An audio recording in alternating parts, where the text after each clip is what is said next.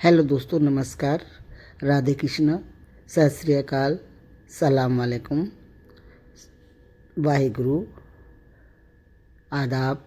सभी को प्यार भरा नमस्कार।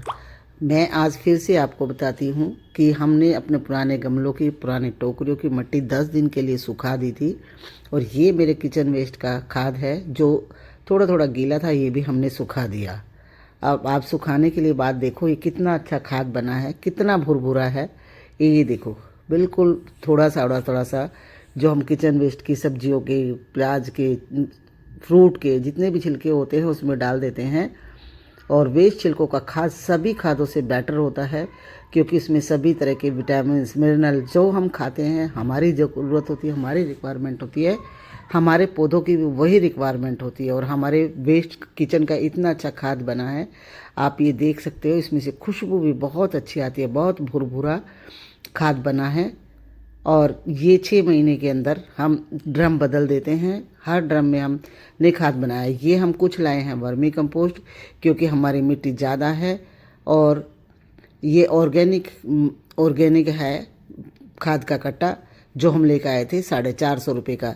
ये भी हमने लिया क्योंकि हमारे किचन वेस्ट के खाद से जब भी हम गमले एक बार रिचार्ज करके भरते हैं तो पूरा नहीं होता, तो हमने ये वर्मी कंपोस्ट भी ले लिया है। और वर्मी कंपोस्ट कोकोपीट इसमें ऑलरेडी पहले से मिली हुई थी, कुछ हमने अपने किचन का लिया है ड्रम में जो खाद था, और ये बाकी खाद हमने जो वर्मी कंपोस्ट ऑर्गेनिक लिया था उसको मिलवाया है। ये भाई पवन आए हैं, पवन भाई से मिलवा रही हूँ कि मुझसे इतना हैवी काम नहीं होता है, बाकी सारे काम मैं खुद करती हूँ, लेकिन जब जब मुझे मिट्टी गमले भर के बदल कर लगाने होते हैं तब तक मैं किसी की हेल्प लेती हूँ। आज मैंने पवन बेटे को बुलाया है तो ये पवन बेटा मिला रहा है। इसमें कोकोपीट ऑलरेडी पहले से मिली हुई थी, कोकोपीट हमने नहीं मिलाया है, राइस हस्क भी मिला हुआ था इसमें।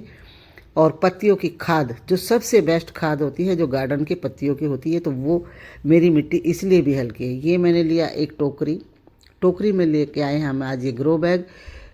उससे पहले मैं लगाती थी कट्टे दालचीनी के, वो फिर भी 2-3 साल चलते थे। ये लंबे टाइम के लिए टिकेंगे। वैसे ग्रो बैग रखते हैं तो इधर उधर ढलकते हैं।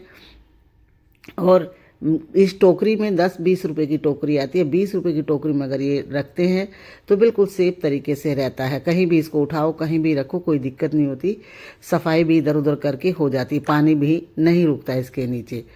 ये देखो, हमने सूखे कतरे जो हम बैग आते हैं, मॉल में सामान लेने जाते थे, बैग आते हैं, वो हमने इनके छोटे छोटे टुकड़े कर लिए क्योंकि ये भी कागज़ के बने हुए, पेड़ों से बनता है कागज़।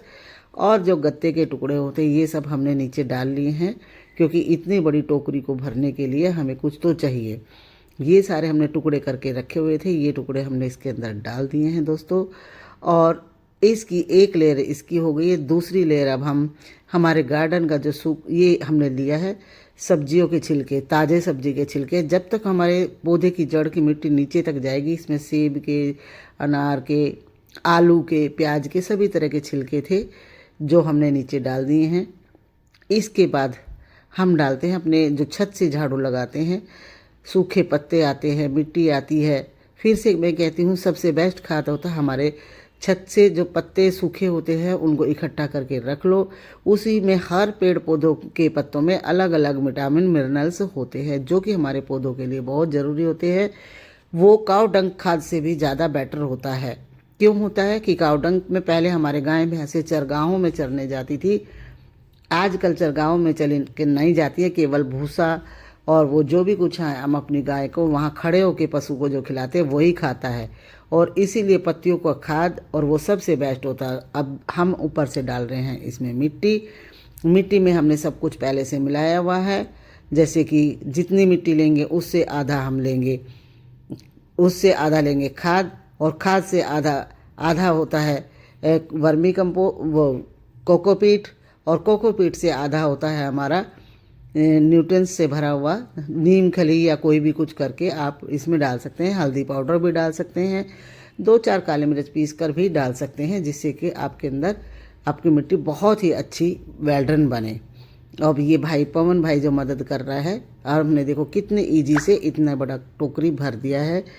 तो आप दोस्तों, आप भी अपने गार्डन के छिलकों को ना फेंकें, और अब हम कल इसमें जब जो जो चीज़ उगाएंगे वो आपको अलग दिखाएंगे।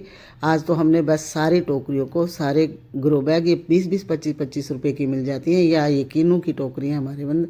इसके अंदर मैंने एक कट्टा ही रख दिया है।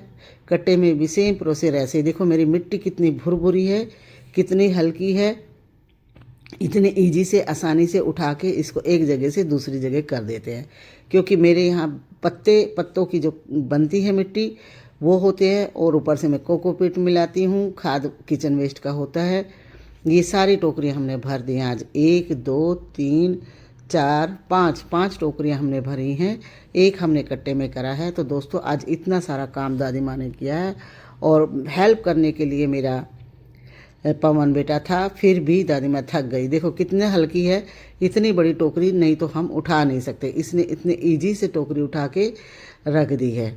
और ये हम अब सभी कल जब बोएंगे, क्या क्या किस किस में बोते हैं, वो उसकी अपडेट भी आपको दिखाएंगे। आज का काम तो केवल इतना ही था। जो ये मिट्टी बन गई है, बच गई है, फालतू हो गई है, एक्सेस हो गई है, इसको हम भर के रखेंगे कट्टों में।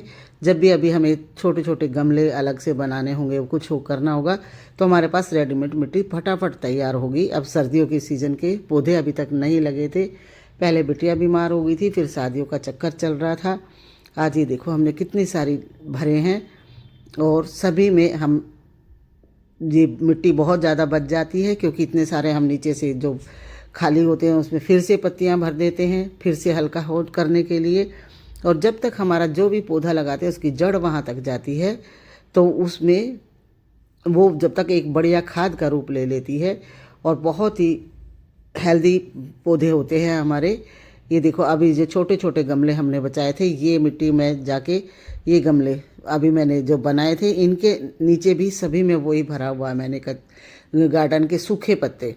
और ऊपर से सभी इतने बड़े बड़े गमलों में 2-2 4-4 मुट्ठी ही मिट्टी डालेंगे हम। एक बाल्टी मिट्टी में अब हमारे ये सारे गमले कवर हो जाएंगे। बहुत बहुत अच्छा लगा दोस्तों। मेरी वीडियो अच्छी लगे तो लाइक करें, शेयर करें। साधारण शब्दों में, बिल्कुल अपने सिंपल शब्दों में, आपको जैसे मैं गार्डन करती हूँ, और गार्डन में आप देखते हैं मेरे गार्डन के सभी पौधे इतने हेल्दी होते हैं। और ये हमने आज बहुत सारे गमले, बाल्टी, पेंट की बाल्टी, तेल का डब्बा, और ये सब भर दिए हैं। और सभी में अभी हम सर्दियों के सीज़न के पौधे ला के लगाएंगे। और आज साथ साथ में की है हमने अपने गार्डन से सेम की हार्वेस्ट। जो सेम लगी हुई थी, सेम खाने अपने इतनी ज़्यादा सेम लगती है। आज पहली हार्वेस्ट है मेरे छत से सेम की। इस बार केयर नहीं हो पाई तो कम लग रही है, क्योंकि पहले मकान बन रहा था, फिर बिटिया बीमार हो गई थी, शादी में हो गई थी, तो इनकी इतनी केयर नहीं हो पाई थी इस बार। फिर भी काफ़ी सेम हमने आज तोड़ी है। तो दोस्तों आज हम बनाएंगे ताज़ी ताज़ी सेम की सब्जी। और अपनी छत के गार्डन की जब भी हम सब्जी बनाते हैं तो वास्तव में बहुत टेस्टी होती है, बिना केमिकल के, बिना जहर युक्त के, क्योंकि हम बिल्कुल ऑर्गेनिक ही चीज़ का यूज करते हैं। अगर हम इन पे छिड़काव भी करते हैं तो वो भी ऑर्गेनिक घर में बनाकर ही करते हैं, या नीम ऑयल का छिड़काव करते हैं अगर कोई कीड़ा वगैरह लगे तो। वैसे मेरी हेल्दी बेल हैं और हेल्दी सेम की बीज लगे हैं। फूलों में थोड़ा सा ठंड की वजह से फूल झड़ने लगे हैं, लेकिन नई सेम की फलियां बन भी रही हैं। और दोस्तों देखो मैंने बहुत सारी सेम की फली, मेरे परिवार के लिए इतनी सेम की फली काफ़ी है। तो दोस्तों जल्दी ही हम आपसे मिलेंगे किसी नई जानकारी के साथ। मेरी वीडियो मैं कितना ही छोटी बनाना चाहूँ फिर भी थोड़ी सी बड़ी बन जाती है। तो दोस्तों सभी आप लोग लाइव भी करते हैं, लेकिन मैं लाइव हफ्ते में 1 दिन ही करती हूँ, इसीलिए मेरी वीडियो लंबी हो जाती है। क्योंकि जो काम करते हैं हम, उस काम के बारे में, उसके विषय में बताते बताते कितना शॉर्ट शब्दों में बताना चाहती हूँ, लेकिन फिर भी बड़ी वीडियो बन ही जाती है। तो दोस्तों मेरी वीडियो को फिर से एक बार आपसे रिक्वेस्ट है, अच्छी लगे तो लाइक करें, शेयर करें, सब्सक्राइब करें। ये मेरी पोती कह रही है, देखो इधर उधर लगी हुई हैं सेम की फली जो मुझे नहीं दिख रही थी, तो मेरी पोती मुझे पकड़ पकड़ के दिखा रही है कि इधर भी लगी है अम्मा सेम की फली, इधर भी लगी है। और छोटी छोटी फलियाँ भी बहुत बनी हुई हैं। 2-3 दिन बाद फिर हार्वेस्ट के लिए तैयार हो जाएगी, और बहुत टेस्टी सब्जी बनेगी इसकी। 2 आलू डाल के मेरी पोती कह रही है आज आलू सेम की सब्जी खाएंगे अपने छत की, बहुत अच्छी। ये एक सीढ़ी के ऊपर मैंने बेल चढ़ाई हुई है, तो इस सीढ़ी पे अभी मैं नहीं तोड़ पाऊंगी, ऊपर बहुत फली लगी हुई हैं। बेटा की छुट्टी जिस दिन होगी तो वो एक तरफ से एक सीढ़ी की तरफ पे कोई खड़ा हो जाएगा, दूसरी तरफ की सीढ़ी पे चढ़कर हम सेम की फलियां तोड़ेंगे।